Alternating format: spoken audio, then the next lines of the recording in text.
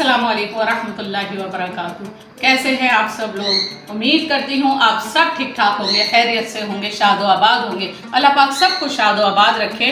तो भाई daily routine के खानों की जो हम सीरीज चला रहे हैं, तो उसमें आज मैं आप लोगों के लिए लेकर आई हूँ आलू गोश्त की रेसिपी। क्योंकि आलू गोश्त जो है डेली रूटीन में भी बनता है, दावतों में भी बनता है और बच्चे बड़े सभी का फेवरेट होता है।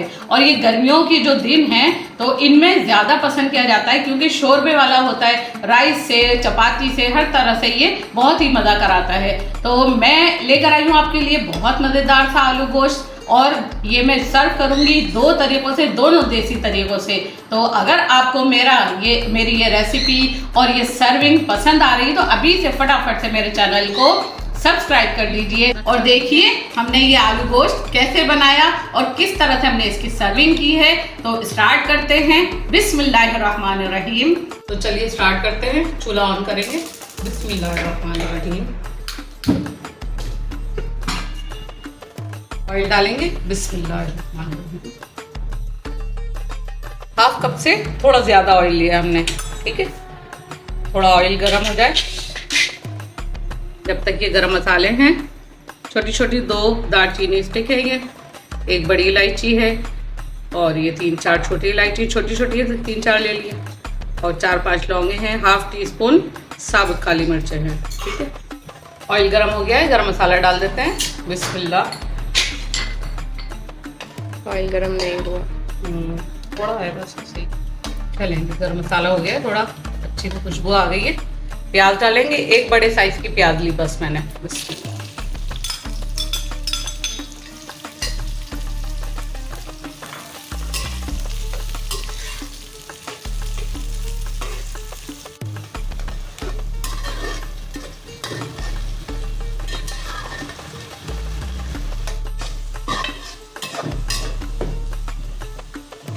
प्याज गोल्डन हो गई है, अब यहाँ गोश्त डाल देंगे। ये बीफ लिया है हमने और ये है 3 पाव गोश्त हमारा हड्डी वाला। इसमें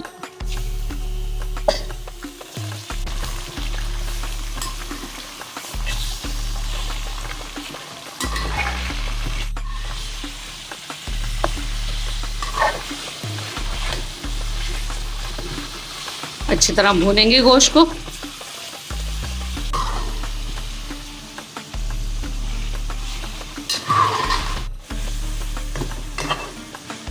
लहसुन अदरक का पेस्ट डालेंगे, 1 टेबल स्पून है। लहसुन अदरक के साथ ही अच्छी तरह भूनेंगे। जब इसकी अच्छी सी खुशबू आ जाए, लहसुन अदरक का जो एक कच्चापन होता है ना वो खत्म हो जाए और अच्छी सी मजे की खुशबू आने लग जाए, जब तक भूनें।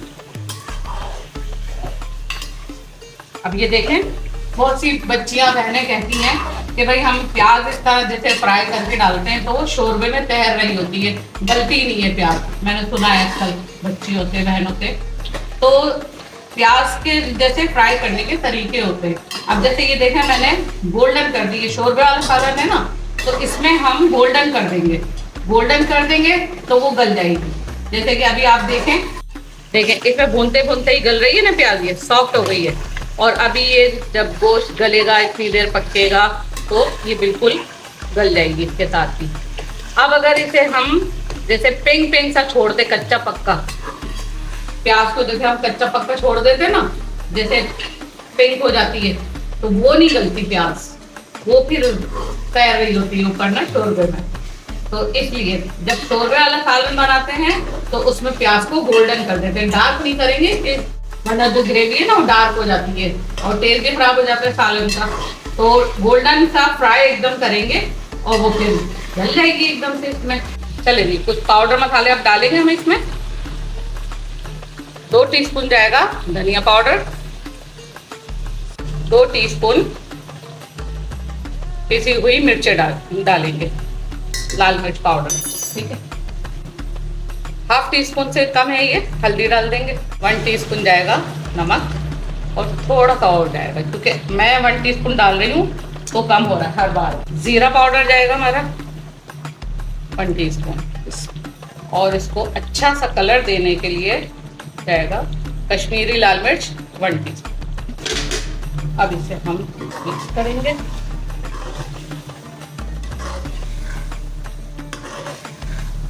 थोड़ा सा पानी डाल के इसे भूनेंगे। पानी हमारा गर्म है।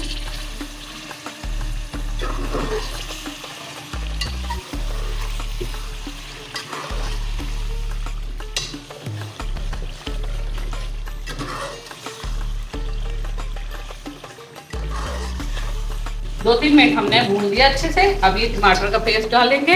एक प्याला है, ये देख लें, जैसे 1 कप ले लें बस, या समझ लें कि 2 बड़े टमाटर, 3 टमाटर इस तरह पेस्ट बना लें। इसमें ये पानी भी निकलता है, जब पीसते हैं तो पानी रिलीज होता है टमाटरों का, तो इसलिए भर के प्याला एक हो गया। ये पानी नहीं डाला था मैंने इसमें, ऐसे ही इसका पेस्ट बनाया था और वो यहाँ डाल। देखिए माशाल्लाह कितनी अच्छी सी ग्रेवी हो गई है और कलर भी कितना अच्छा सा आ रहा है, लाल लाल। और खूब देखिए, आप कहीं प्याज नज़र भी नहीं आ रही ना। बस ऐसे ही भूनेगा, थोड़ी देर भूनेंगे। आलू गोश्त में यही होता है, इसका कलर भी खूबसूरत हो, टेस्ट भी अच्छा हो, तो आलू गोश्त बहुत मज़ेदार चीज़ है। ये चावलों के साथ, चपाती के साथ बहुत मज़ा आता है। चलिए अच्छी तरह भुन गए। अब हम इसमें पानी डाल देंगे गलने के हिसाब का। बिस्मिल्लाह। गरम पानी है, ये याद रहे, पानी गरम डालेंगे।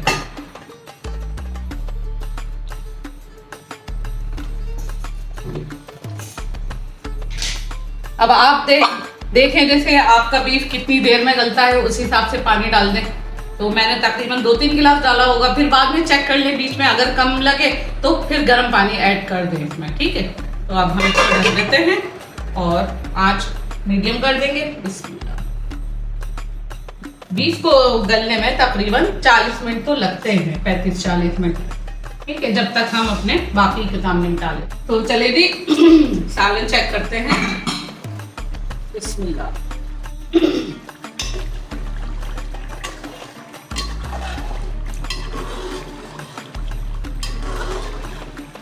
पानी भी खुश्क हो गया है और गोश्त भी हमारा गल गया है। चेक करते रहे भी, लेकिन मैंने चेक किया था थोड़ी सी इतनी कसर है कि हम आलू डालेंगे तो उसके साथ हमारा ये दोबारा से गल जाएगा, ठीक है। अभी थोड़ी सी जो इसमें कसर है ना गलने में, वो अभी हम जब आलू डालेंगे वो भी गलेंगे तो फिर उसमें गल जाएगा। और यहाँ हम डालेंगे अब दही। बिस्मिल्लाह। 1 पाव दही है? हाँ 1 पाव है, लेकिन थोड़ा बचा लेंगे, बहुत ज़्यादा हो जाएगा, ठीक है। बिस्मिल्लाह। 1 पाव से हमने थोड़ा कम डाला है।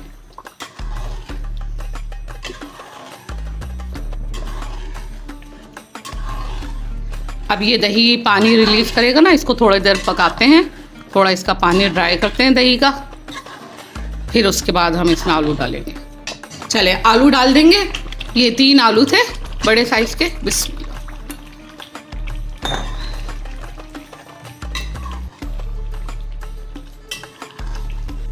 कुछ देर हम भूनेंगे आलूओं के साथ, बस जब तक इसका दही का पानी भी ड्राई हो जाए।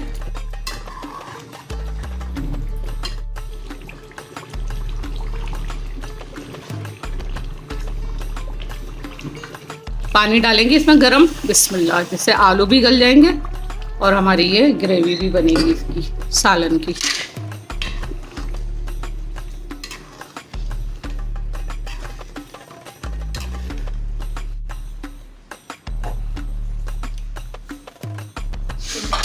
चलिए कवर कर देंगे।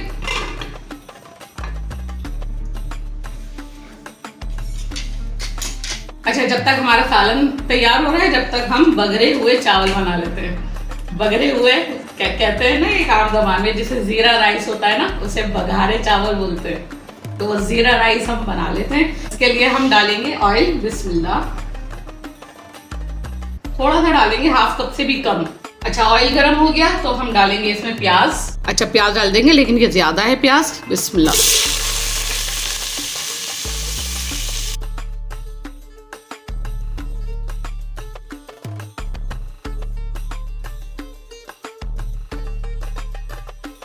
साथ ही जीरा डाल देंगे, 1 टीस्पून जीरा है।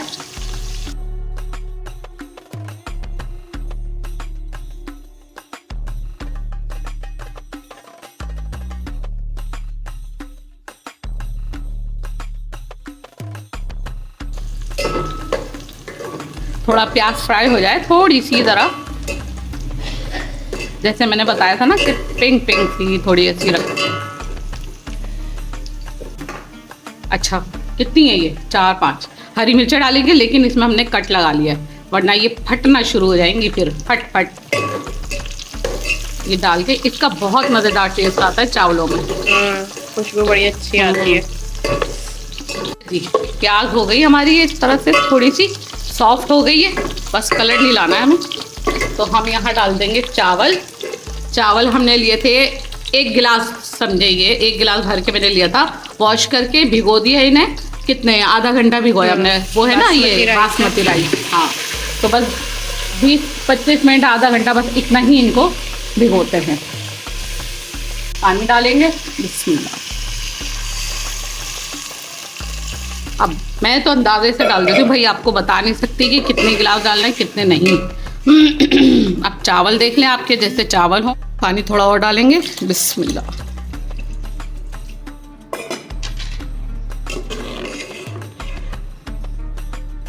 नमक डालेंगे 1 टीस्पून, बिस्मिल्लाह। थोड़ा सा और डाल देती हूँ क्योंकि चावल फूलते भी हैं।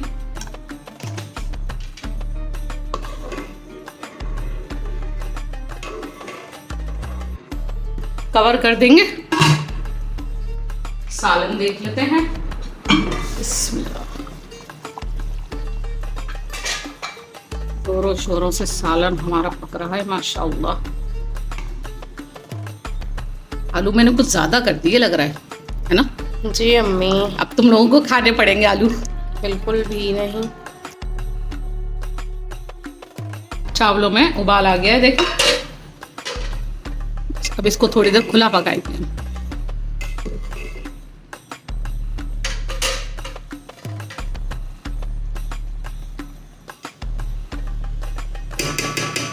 पानी खुश्क हो गया है, अब हम इसे दम लगाएंगे।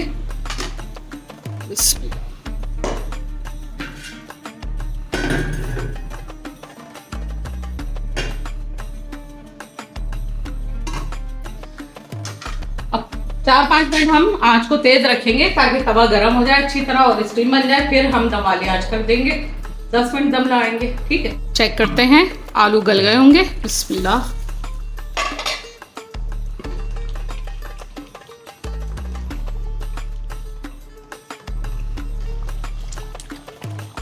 ठीक है, आलू भी गल गए अच्छे से और गोश्त हमारा गल गया,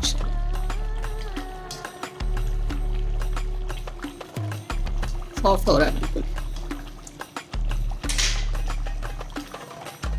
अब इसमें ग्रेवी के हिसाब का पानी डालेंगे, बिस्मिल्लाह। ये भी गर्म पानी ही चाहेगा ना? पानी है, गर्म पानी से टेस्ट भी अच्छा रहता है और जो है ना वो बीफ जो है हार्ड नहीं होता, बीफ हो या मटन हो। अब जितनी ग्रेवी आपको रखनी है, जैसे जितनी थिक रखनी है, ये इतनी सही है, देखें, है ना?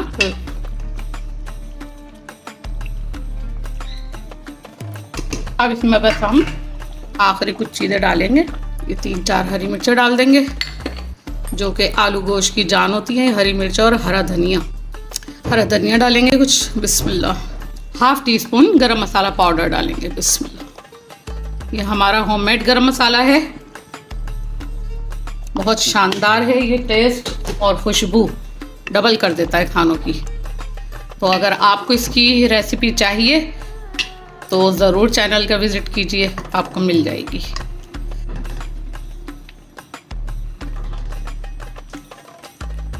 बस 3-4 मिनट दम लगाएंगे।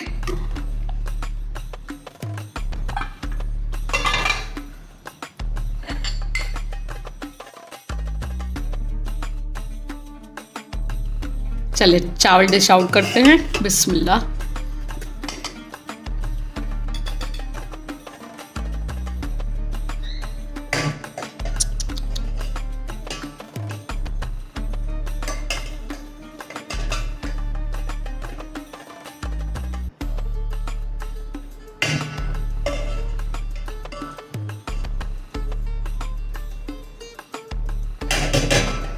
तो देखिए हमने कितना मज़ेदार सा गर्मियों का मेन्यू तैयार कर लिया, जो सभी का फेवरेट होता है ना, आलू गोश्त और ज़ीरा राइस साथ में, और चपातियाँ, जो कि ये गर्मियों की दोपहर में भी और रात में भी, यानी लंच और डिनर दोनों में ही बहुत पसंद किया जाता है। तो आइए सर्व करते हैं।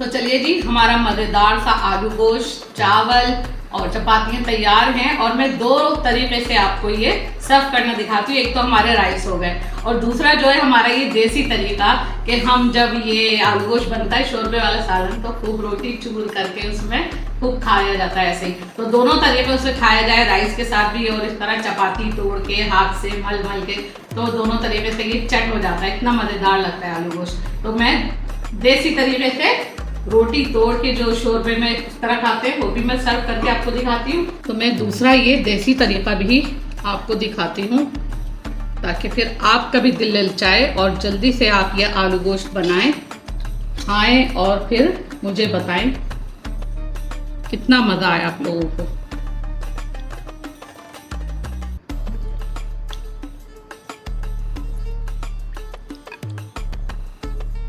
थोड़ा सा हरा धनिया डालेंगे ऊपर से इसमें भी, ताकि खूबसूरत भी लगे, मज़ेदार भी लगे।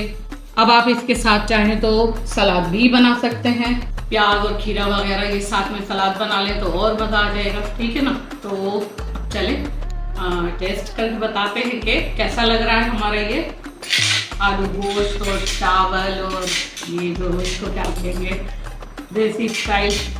चलिए जी, पहले हम ये टेस्ट करेंगे चपाती और शोरबा। बिस्मिल्लाह। अच्छा, ये तो हाथ से ही ज़्यादा मज़ा है ना खाने का।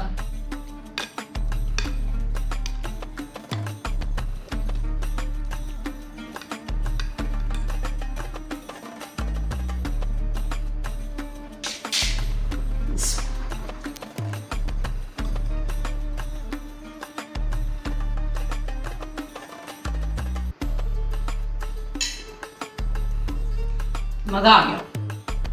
जो एक मज़ा आता है ना शोरबे में रोटी भिगो के खाने का, जो एंड में हमने गरम मसाला पाउडर डाला ना, उसका टेस्ट बहुत और नेक्स्ट लेवल पे चला जाता है। हाँ, उसका बहुत कमाल का टेस्ट आता है ना इसमें। अच्छा, ये इस तरह से ना टुकड़े भिगो के खाना, ये बहुत हेल्दी भी है हमारे लिए ना।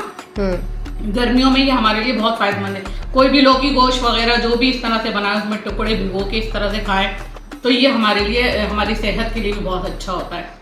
जल्दी हजम भी हो जाता है। हाँ। और क्या नाम है, ताकत का होता है, नहीं ज्यादा ताकत इसमें होती है। ताकत होती है इसमें। एक जैसे सालन से रोटी इस तरह से खाया जाता है, लेकिन एक ये जो भिगो के और इस तरह, इसकी ताकत बढ़ जाती है ज्यादा।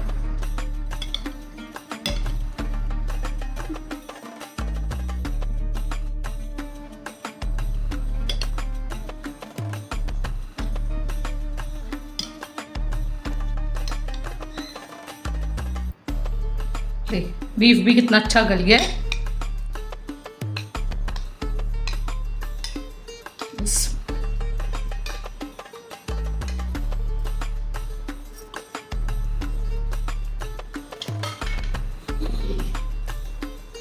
इसका अलग मज़ा,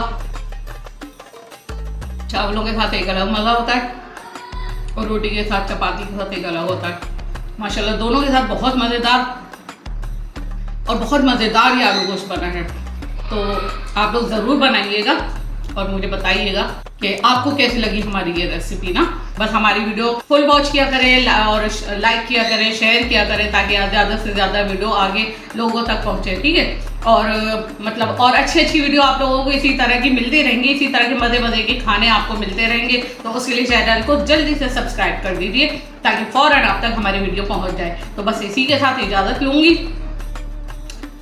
बहुत ज़्यादा ख्याल रखिएगा, अपनी दुआओं में हमें ज़रूर याद रखिएगा, हम भी आपको अपनी दुआ में ज़रूर याद रखेंगे। इसी के साथ इजाज़त चाहती हूँ। अल्लाह हाफिज़।